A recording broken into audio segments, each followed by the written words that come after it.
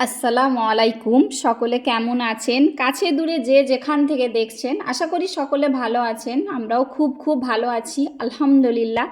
ভিডিওটা আমি আগের দিন বেলার দিক থেকে স্টার্ট করেছিলাম, মানে বেলাতে একটু ক্লিপ নিয়েছিলাম। এটা গাছের কাঁঠালে কলা। তো আমাদের গাছের কাঁঠালে কলা নয়, যে ভাবিটা কাটছে ওদেরই, তো আমাদেরকে দিবে বলে নিয়ে আসছে। ওদের গাছে 3টে কাঁঠালে কলার কাঁদি পড়েছিল, তো এটাকেই পাকাতে দেব বলে হচ্ছে যে ভাবি নিয়ে আসে, কেটে দিচ্ছিল। এতে হচ্ছে লাল ওষুধ দিয়ে পাকাতে হয়। আসলে এগুলো গাছেই পাকানো হতো, কিন্তু রাস্তার ধারে হয়তো লোকে চুরি করে নিয়ে চলে যায়। তো দুপুরের দিকে হয়তো চুরি করে নিয়ে যায়, আমরা দেখতেও পাই না, সেরকমভাবে চোর ধরতে পারি না। তো সেই জন্যই কেটে নিয়েছে। একদম মোটা মোটা হয়েছিল কাঁঠালে কলাগুলো। তো একদিনেই পেকে যাবে, মানে রাতটুকু থাকলেই পেকে যাবে। তো সেই জন্য ভাবি বললো আমি কেটে লাল ওষুধ দিয়ে ভালো করে তুমি ব্যাগে করে রেখে দিও, তো পেকে যাবে। তো ভাবি নিয়ে আসেই কেটে দিচ্ছিলো। ভাবি মানে কাঁদি কেটেছিল। আমি তখন গোসল করতে হয়তো ঢুকেছিলাম, সেই জন্য ভিডিও করিনি আর। তো একদম গাছ থেকে ফ্রেশ, যেহেতু কাঁঠালে কলাগুলো আর খুব মোটা মোটাও ছিল। চাপা কলাও অনেকে বলে, তো আমি ঠিক জানি না, কিন্তু আমরা তো কাঁঠালে কলাই বলি। তো অনেকে অনেক নামেই বলে, মানে কাঁঠালে কলারও আবার অনেক রকমের নাম আছে। যেহেতু গাছের জিনিস, তো খেতে তো খুবই ভালো লাগবে, আর মিষ্টিও হবে।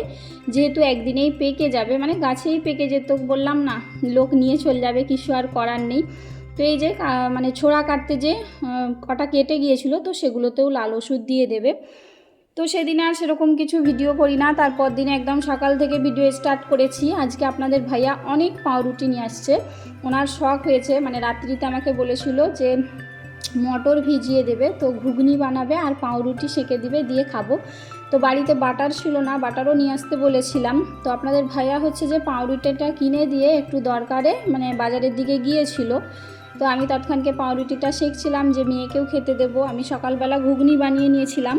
তো সকাল সন্ধে এখন অনেক ব্যস্ততার মধ্যে কাটছে।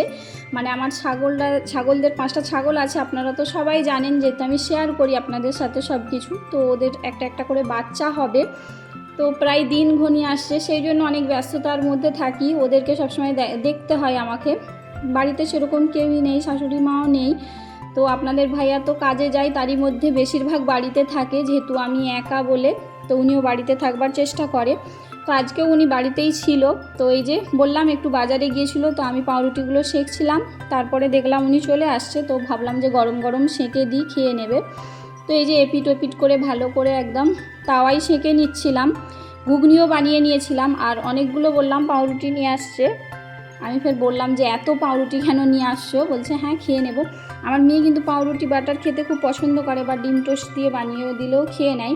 আর যেহেতু আজকে ঘুগনি বানিয়েছিলাম, এই যে সকাল সকাল অনেকটা ঘুগনি বানিয়েছি, একদম ভালো করে আলু দিয়ে মটর দিয়ে একদম টমেটো দিয়ে একটু ঝাল ঝাল করে স্পাইসি করে ঘুগনি বানিয়েছিলাম। তো পাউরুটি সেঁকে দিয়েছি, আর কলাগুলো খুলে দেখছি যে পেকে গিয়েছে একদম। এই যে দেখুন, কলার ছড়াগুলো খুব সুন্দর বাড়িয়েছে, একদম পাকলো হয়ে গিয়েছে। বললাম নি একদিনেই পেকে যায়, ওই লাল ওষুধটা দিতাম না, গাছেই পাকলে বেশি ভালো হতো, কিন্তু কিছু করার নেই, যেহেতু লোক কেটে নিয়ে চলে যাবে।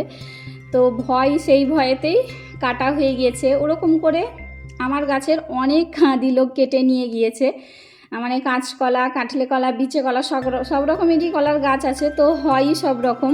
তো এই যে আপনাদের ভাইয়া চলে আসছিলো, খেতে দিয়ে দিয়েছিলাম।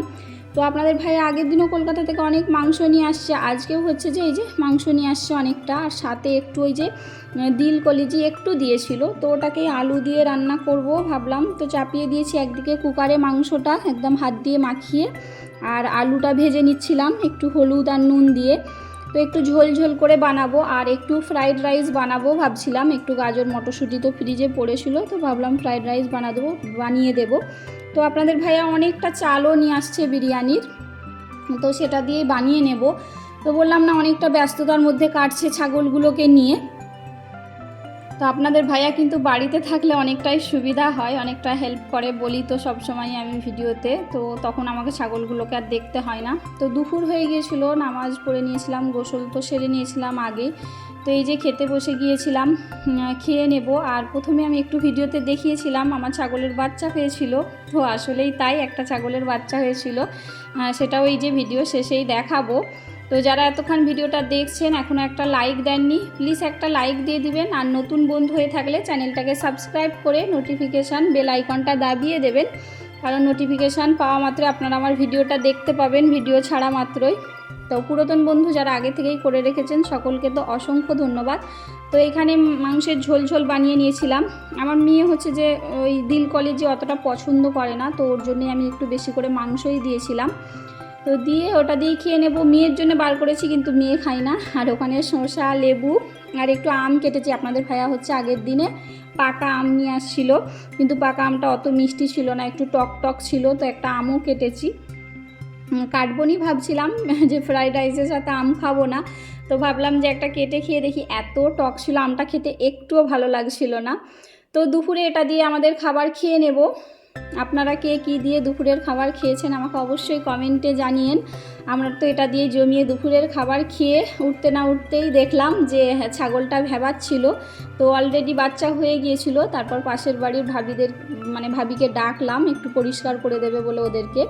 তো এই যে ভাবি আসছিল, এসে পরিষ্কার করে দিল। এই যে একটু রোদ ছিল, রোদে ওদেরকে বসিয়ে দিয়ে ভালো করে পরিষ্কার করে নিয়েছি।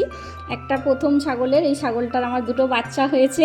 আমি তো খুব খুব খুশি, আপনাদের ভাইয়াও খুব খুশি যে দুটো বাচ্চা হয়েছে, একদম বড় বড় ঝাড়া ঝাড়া বাচ্চা দুটো হয়েছে। তো সবাই আসছিল দেখতে, সবাই আনন্দ করছিল, গল্প করছিল, সবাই খুশিও ছিল যে বাচ্চা হয়েছে, দেখতেও কি ভালো লাগছিল, একদম মায়ের মতো লালচে লালচে বাচ্চাগুলো হয়েছে। তো সকলে ভালো থাকবেন, সবার জন্য দোয়া করবেন, আমাদের জন্যও দোয়া করবেন বেশি বেশি করে। আর এদিকে তো খুব গরম পড়েছে, আপনাদের এদিকে কেমন গরম পড়েছেন আমাকে কমেন্টে জানাবেন। সবাই ভালো থাকবেন, আল্লাহ হাফেজ।